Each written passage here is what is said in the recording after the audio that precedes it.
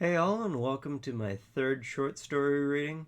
I'm going to be focusing this one on The Lighthouse, which also appeared in my thesis project. This one runs a little bit longer than the other two that I've done so far, at about 5,000 words or so. The story itself is based off of some Lovecraft-inspired Cthulhu mythos, and R.W. Chambers. I was pretty obsessed with them when I was writing this. But without further ado, The Lighthouse. Remember, always, always keep the light on. Those were my grandfather's dying words when the stomach cancer finally took him. Coming from a long line of lighthouse keepers, the ominous quality of that death wish loses some weight, acting more of a mantra of the job than a chill-inducing warning. Keeping the lighthouse beacon lit and its components running smoothly is our lot in life, our purpose. For some, like my father, grandfather, and all those that came before, it becomes an obsession in which they lose themselves. For the longest time, I had no idea why. Becoming a lighthouse keeper was never something I'd envisioned myself doing for the rest of my life. The responsibilities for our lighthouse were passed down to eldest son or daughter of our family. Being an only child, I was the unspoken choice after my father. The lighthouse itself is situated on the point of an isolated wooden peninsula along the frigid Alaskan coastline, about an hour as a goose flies from the closest town. There's enough room for two people to live in relative comfort, which had been the case until my grandfather's failing health prompted my father to collect me from Fairbanks to join them. My parents had an understanding that my father would look after my grandfather after my grandmother had passed away. He would visit us every month when it came time to restock supplies and collect the lighthouse keeper's stipend from the Coast Guard. This had been going on for as long as I could remember. When, however, the time came to discuss the possibility of us moving to the lighthouse with my father, once my grandfather had also passed away, my mother had flat out refused. "I'm the only thing anchoring this family to reality," was the gentle yet firm reasoning. "I love you, and I will continue to do so from here. But I want nothing to do with that place, as you well know. Not after what happened the last time you brought me out there. Besides, we need at least a foothold here in the larger world if we are all going to remain sane." My father nodded, conceding to her unyielding will, though I had no idea what she was talking about, nor why she was acting so defensive about it. Then my father asked if I would go, at least.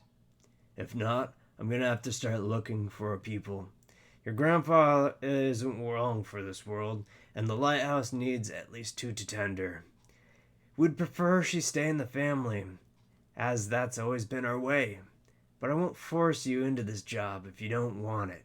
It's lonely, rough, thankless work. It does have its own kind of honor, though. In the end, decision's yours." By then, I was at that uncertain point in life where you're old enough to know where there is a wider world out there, ripe for the picking, but young enough to not have the faintest idea on knowing how to go about it. Becoming a lighthouse keeper seemed like something of a good place to start as any to mull things over and figure out what to do in the meantime. The fact that it was a family tradition also made the decision easier.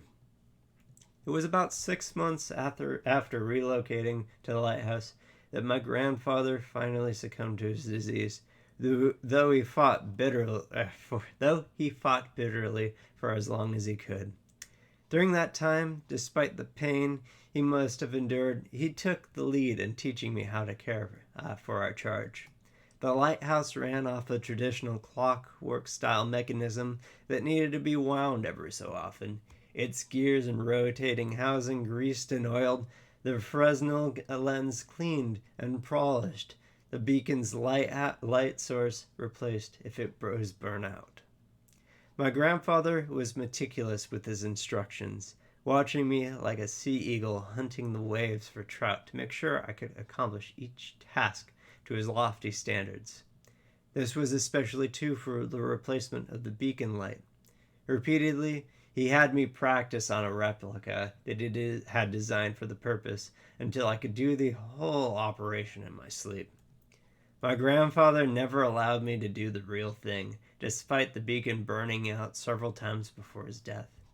Each time this occurred, which was usually heralded by a sudden surging and waning, the two men would scramble to the storage room attached to the small kitchen where we kept the oversized oblong bulbs in the padded boxes stacked from floor to ceiling.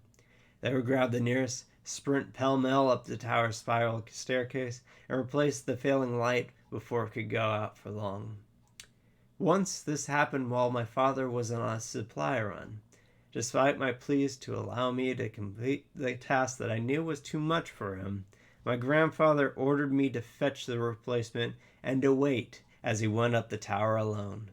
Reluctantly I obeyed, though I listened as he made the ascent, ready to break my vow should I hear him stumble. I could tell when he made it to the top and began to fumble with the lens casing. It seemed to me that the river of curses that my grandfather was spilling weren't just aimless nothings of frustration, but rather were directed at something other than the task under which he labored. Strange as it was, I thought I heard another, far fainter voice answering him. I reasoned that my nerves were getting the better of me, and that the sound was only an illusion of the wind. It had been steadily gathering for the last few minutes, and was just then strong enough to send what sounded like branches and loose seaweed banging and skittering against the walls and ceiling. There were no windows where I was, but I wasn't about to leave to check, anxious as I was about my grandfather. Yet there was something about the occasional lingering scrapes and scratches that caused phantasmal spiders of fear to skitter up and down my shivering back. It felt somehow unnatural, menacing. It wasn't long before the beacon had been restored to its former brilliance, and my grandfather limped his way down the stairs, obviously sore and stiff from the frantic exertion. When he had, I asked him why he wouldn't allow me to do what was to someday be my responsibility. I tried and failed to keep the frustration out of my voice as I asked him why, after all the months of constant practice on a replica, I couldn't help on the real thing. "You're not ready yet," was his wheezing reply as he slumped into a sagging recliner, one hand pressed hard into his stomach. It was then that I noticed the spreading patch of wet that discolored his sweater under his outstretched fingers. Panicking, I rushed over to his side. Without waiting for permission or caring about modesty, I pulled back the layers of clothing that covered the spot, expecting to find a deep gash or puncture wound. Except there was none, just 3 lines of pinkish white, like old scar tissue, running from his belly button to his hip. Even as I looked, they seemed to fade away until my grandfather, cursing another blue streak, yanked his shirt back down to cover his exposed belly. The wetness that had caused my hasty act to aid was also gone, confusing me to no end. Had I imagined it? When my grandfather had regained his dignity and composure, along with the breath, he spoke. "What we do here as lighthouse keepers goes far beyond keeping the light on. We keep the dark at bay, banish it from our small slice of the world, along with the dangers it brings. If we didn't, if we let the darkness manifest itself full and complete, it would spread itself like ripples across a once still lake. Do you understand?" Under his stern, searching gaze, I nodded as if I did, though I had no true idea what he was talking about. Maybe his long vigil had finally started to fray his already well-taxed mind, just as his body was finally succumbing to the wear and time. my grandfather sighed, seeing through my sham. There are things in life beyond sense, beyond reason, but we must struggle on despite these. You'll find this out soon enough. Then he retired to bed. 2 months after my grandfather died, while my father was on another supply run, I finally had enough. The isolation had gotten to me. I needed to be in the presence of another before I went mad from loneliness. I would take the spare truck and make the hour drive into town. No one would learn of my act, and even if they did, no one would care or be harmed. It was during that time of year in Alaska where the nights were drawn out so that the days were gone soon after they began. The cold bites deep. It'll sink icy fangs into your marrow at any exposed skin it can find. Even if you're careful and bundle up in layers of fur, thick cotton, and sealskin, it will still find a way to worm into your cuffs and sleeves to remind you that it's there. I was almost to the truck, the lighthouse at my back, when all at once the ever-present brilliance of the lighthouse winked out behind me. It was a full moon out, so it only took me a moment for my eyes to adjust to the darkness. I hesitated, wondering if I should continue with my delinquency. There were no ships chartered for our waters for a week. Surely no one would notice. Yet my conscience wouldn't allow me to violate my grandfather's memory, nor my father's trust.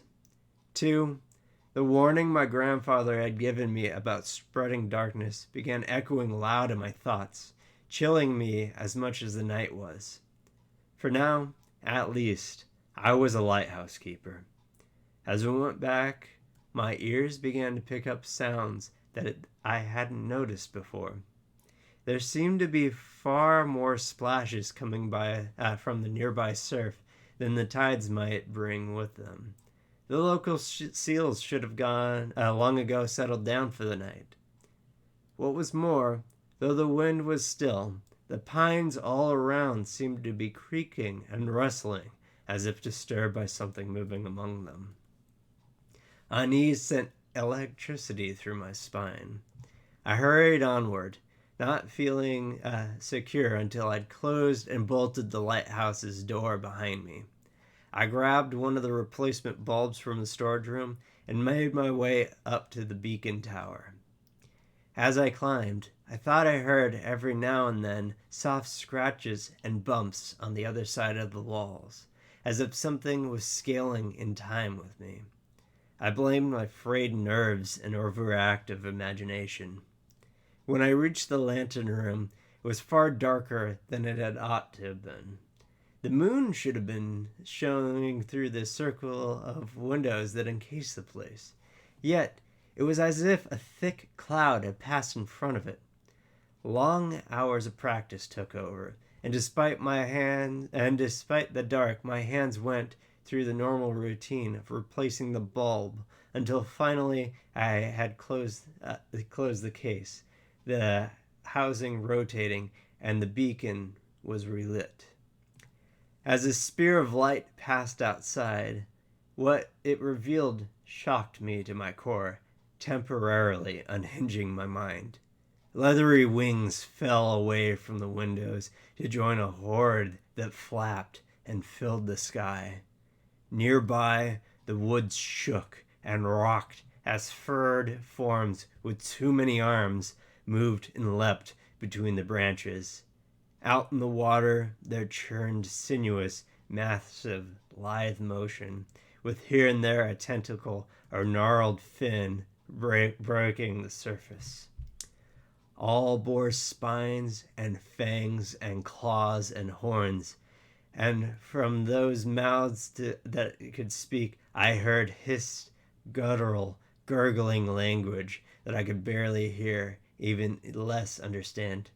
Yet I thought I could pick up such words as rip, tear, gnash, grind, among others. A few had already begun to scale the lighthouse tower. Things like masses of jointed angles and talon-tipped limbs. They skittered closer and closer, their questing, elongated fingers finding every possible purchase as they scaled higher and higher. But what unsettled me most were the eyes. Countless eyes. Slits, crescents, hourglass lenses, spiraled, inverted, multifaceted, yellow, red, black, white, glowing, all fixed balefully on one thing and one thing only, me. As the lighthouse beacon passed over him, the legion that surrounded me faded, becoming ever more ephemeral with each pass, until before long there was nothing that remained.